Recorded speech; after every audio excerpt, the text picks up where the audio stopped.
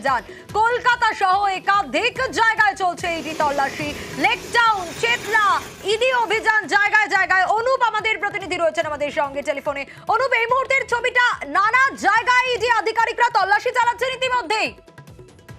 একেবারে শিক্ষক বিরোধী দুর্নীতি মামলা, সেই মামলায় কিন্তু ইডির পক্ষ থেকে সব মিলিয়ে 5টি জায়গায় তল্লাশি করা হচ্ছে।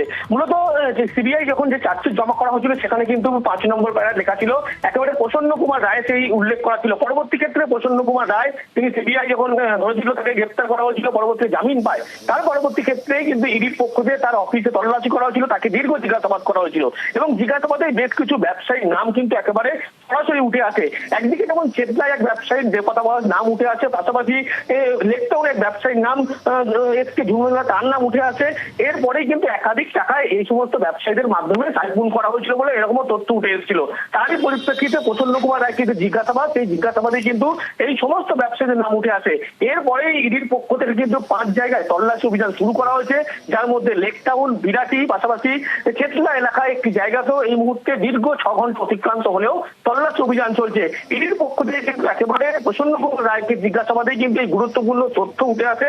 তারপরেই আজকে এই ম্যারাথন তল্লাশি অভিযান শুরু করা হয়েছে এবং এখনো পর্যন্ত বেশ কিছু ব্যবসায়ী তারা কিন্তু ইডির রাডারে আছে প্রসন্ন কুমার রায়কে জিজ্ঞাসাবাদের পরে।